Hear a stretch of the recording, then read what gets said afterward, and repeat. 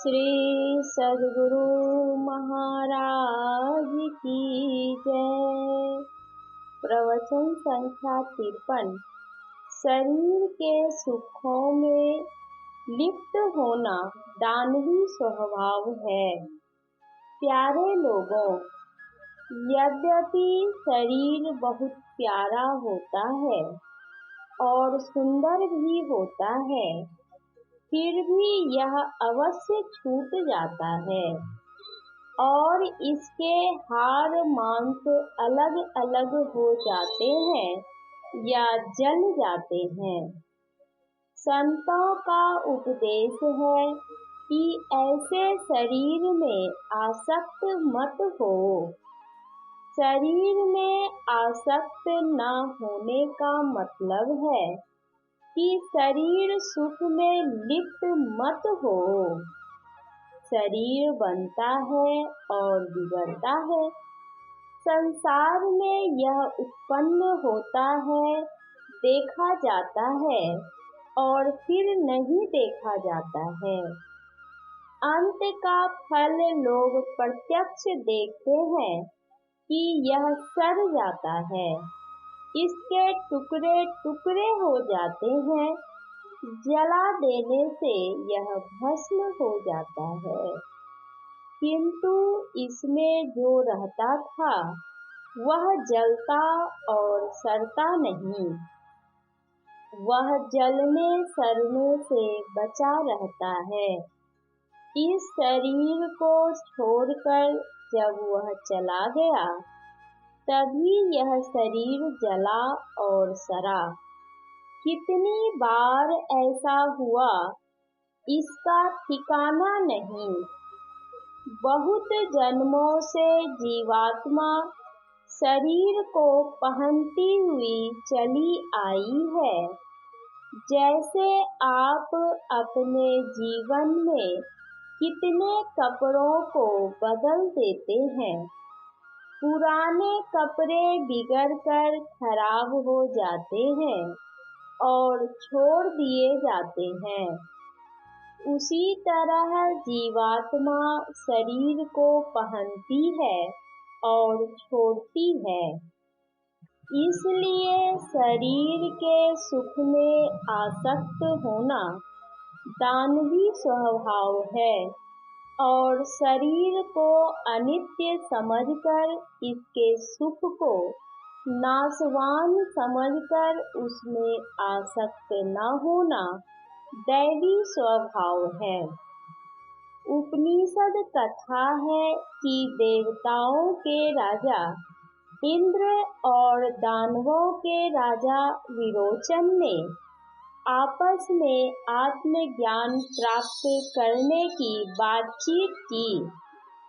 दोनों मिलकर ब्रह्मा के पास गए और उनसे आत्मज्ञान देने की प्रार्थना की। ब्रह्मा ने उन दोनों को कहा, 30 वर्ष तक ब्रह्मचर्य का पालन कर मेरे पास आओ, तब बताऊंगा। दोनों 30 वर्ष तक ब्रह्मचर्य का पालन कर ब्रह्मा के पास गए। ब्रह्मा ने कहा, तुम्हारे पास पहनने के जितने वस्त्राभूषण हैं, पहन कर आओ और जल में अपने अपने रूप को देखो। जल में उन दोनों ने अपने अपने रूप को देखा। ब्रह्मा ने कहा, पानी में जो रूप देखते हो वही ब्रह्म है। बहस करने का साहस नहीं हुआ। जो कहा गया उसे सुन लिया। उन्हें कुछ कहने की युक्ति भी नहीं आई। दोनों चले गए। विरोचन दानव था। उसने समझा शरीर ही आत्मा है, खूब खाओ पियो और इसी के विलास में रहो। इंद्र ने सोचा, पितामह ने इस शरीर की छाया को आत्मा बताया। यदि शरीर में हाथ टूट जाए तो छाया में भी हाथ टूटा हुआ मालूम होगा।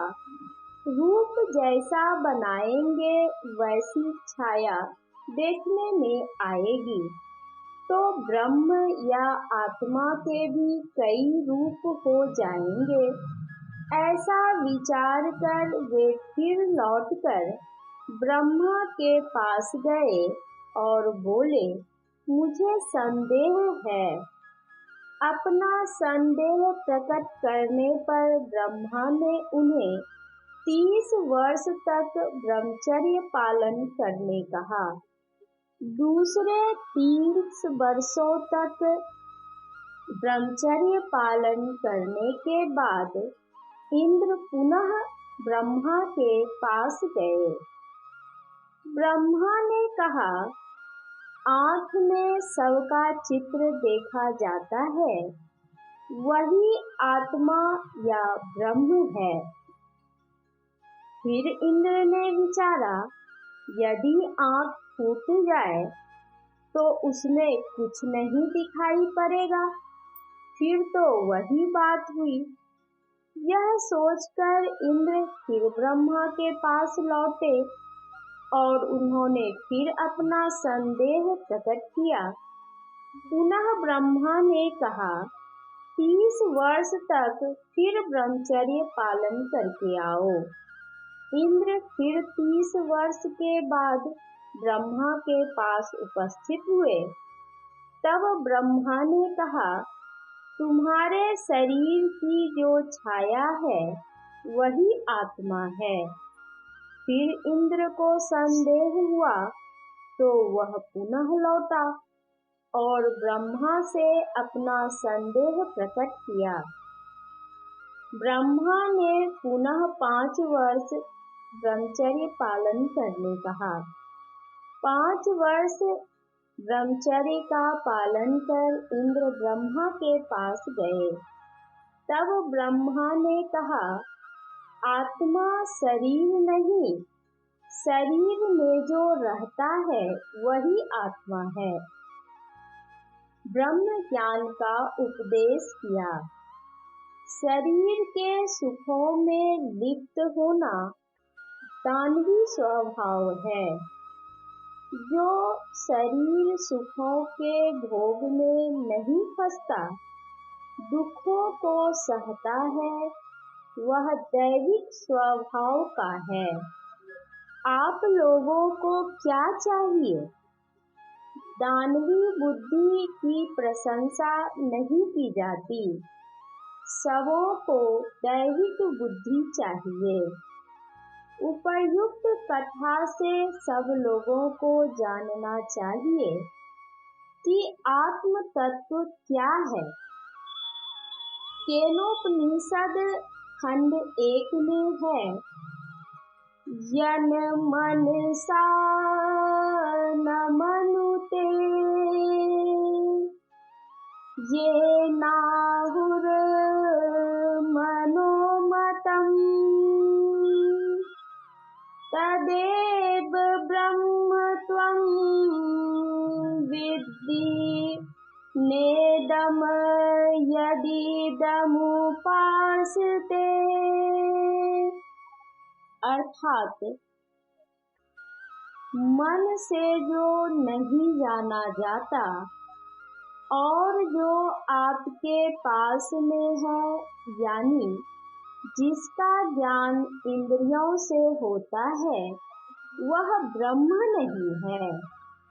साधारणतः हम इंद्रियों से जिसे नहीं जानते उसके लिए कहते हैं कि वह नहीं है। जैसे वायु में अनेक पदार्थ मिले हैं किंतु इस आँख से नहीं देख सकते, यंत्र से देख सकते हैं। घर में खिड़की या छिद्र होकर सूर्य की रोशनी आती है तो उसमें बहुत टुकड़े देखने में आते हैं। किंतु युक्ति और यंत्र से नहीं देखने पर केवल हवा है ऐसा कहते हैं। उसमें और क्या है नहीं जानते। कैसा भी सुंदर और पवित्र शरीर क्यों न हो, जिसको हम प्रणाम करते हैं, किंतु यह शरीर परमात्मा या ब्रह्म नहीं है। चाहे वह शरीर इष्ट या गुरु आदि का ही क्यों न हो। कोई भी इंद्रिय गोचर पदार्थ ब्रह्म नहीं हो सकता।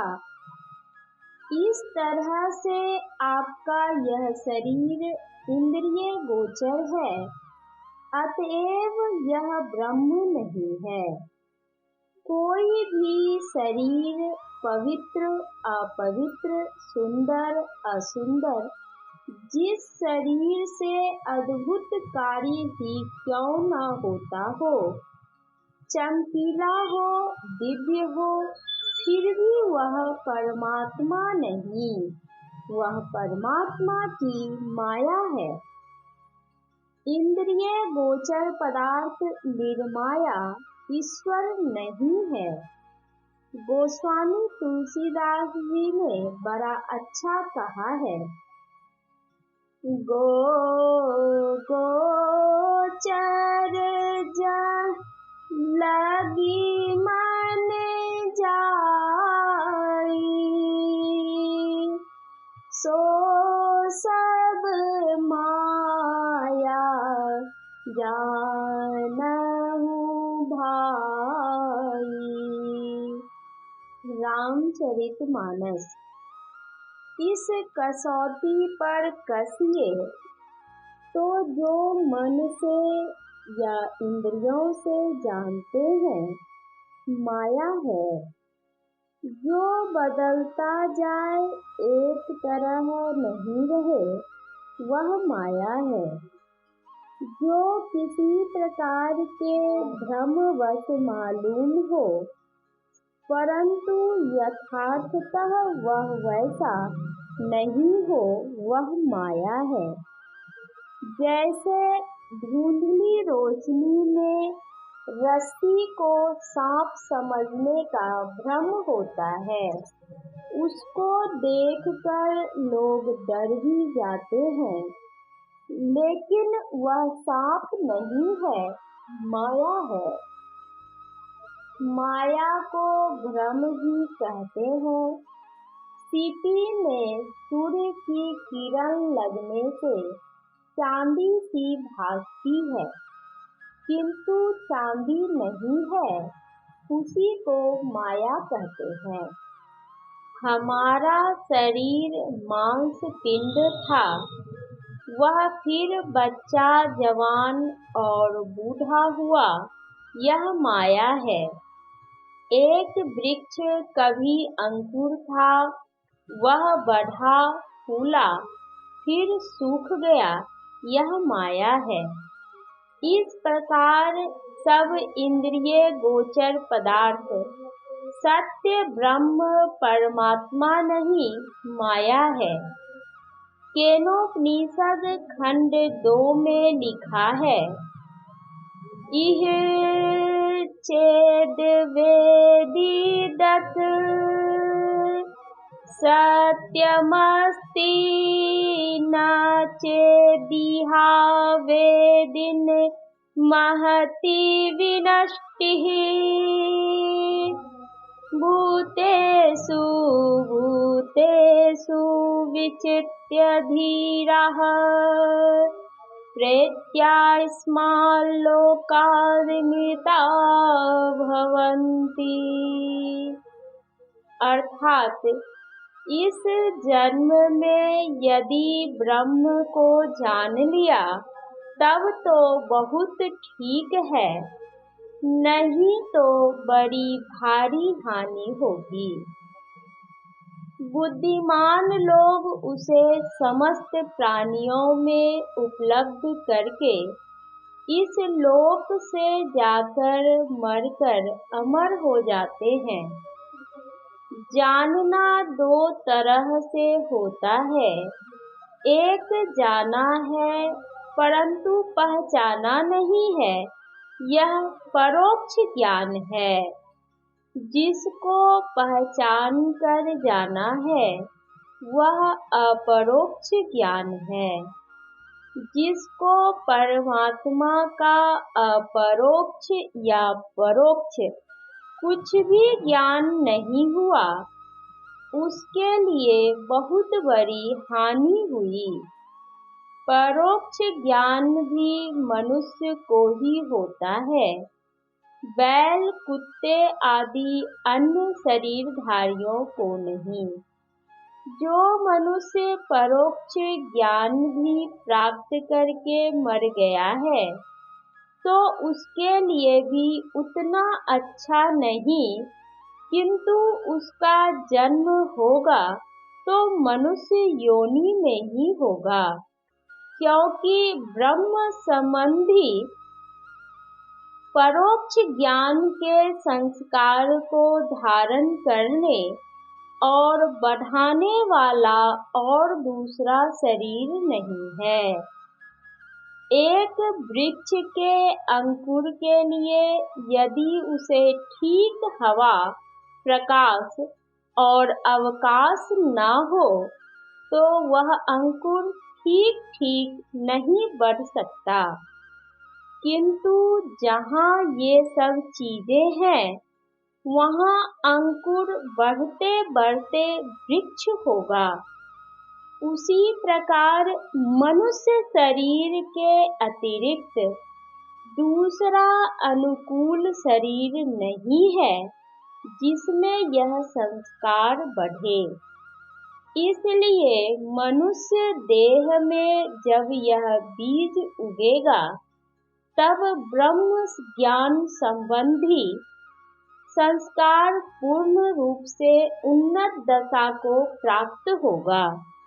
तब इसको कुल और मूल की अपेक्षा नहीं होगी। मैंने एक हरिजन मेहतर को संभवतः 1910 ईस्वी में छपरा शहर में देखा था, जिसका नाम तहवल दास था। उसको सत्संग सुनने का बड़ा अच्छा शौक था। वे मांस, मछली तथा मद्यादि नहीं खाते पीते थे। उन्होंने अपने टोले को सुधार दिया था। वे जगजीवन साहब के पंथ के महंत सियाराम दास जी के शिष्य थे।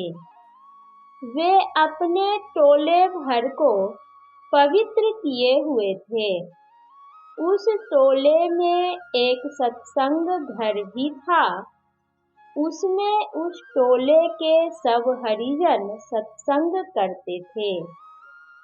एक बार श्री तहवल दास जी ने 2 बड़े विद्वान सन्यासियों से आत्मज्ञान दान के लिए प्रार्थना की थी।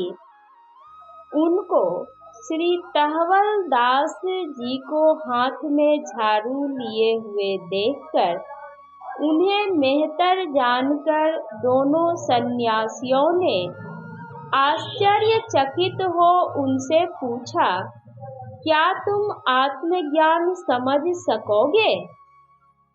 श्री तहवल दास जी ने कहा, यदि सरकार समझा दीजिएगा तो मैं समझ सकूंगा। सन्यासियों ने कहा, क्या इस विषय में कभी कुछ सुना है? तहवल दास जी ने कहा, हाँ सरकार, श्री गुरु जी के सत्संग में थोड़ा सुना है।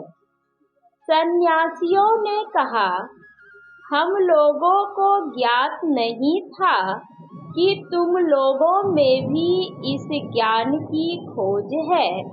अच्छा, हम लोग अभी अमेरिका जा रहे हैं। लौट आने पर तुम लोगों के दर्जे के लोगों में प्रचार करेंगे। अभी तुम अपने गुरु के सत्संग में सुनो और समझो। ईश्वर संबंधी ज्ञान के लिए जाति पाति की कोई विशेषता नहीं है। मनुष्य जाति के किसी भी कुल के शरीर में आने पर उस ज्ञान का संस्कार मिटता नहीं। भक्ति बीज बिन से नहीं, आय परे जो चोल, कंचन जो विष्ठा परै, घटे नता को मोल। कबीर साहब।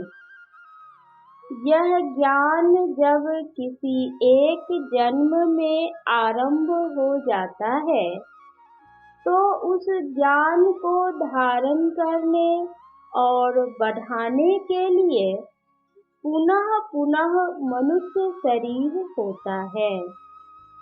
मनुष्य शरीर के अतिरिक्त कोई दूसरा शरीर इसको धारण करने वाला नहीं है। जो परोक्ष आत्म ब्रह्म ईश्वर ज्ञान में भी रत रहता है, वह बारंबार मनुष्य शरीर पाते हुए एक दिन अपरोक्ष ज्ञान भी प्राप्त कर लेता है। तब उसका काम समाप्त हो जाता है। वह संसार में नहीं लौटता, उसको मोक्ष हो जाता है। आत्मज्ञान से विहीन केवल शरीर ज्ञान में रहने के कारण पशु वृत्ति रहती है, इसलिए वह पशु योनि में जन्म लेता है। जो श्रवण मनन द्वारा परोक्ष तथा निधिध्यासन और अनुभव द्वारा अपरोक्ष ज्ञान नहीं प्राप्त करता है, उसको मरने पर मुक्ति होगी, इसका विश्वास नहीं करना चाहिए। जीवन काल की मुक्ति को ही संत लोग मानते हैं। कोई कितना ही वेद वाक्य जानता हो, ज्ञान का विषय बहुत कंठस्थ हो, स्मरण शक्ति विशेष हो, परंतु इससे ब्रह्म को नहीं प्राप्त कर सकता।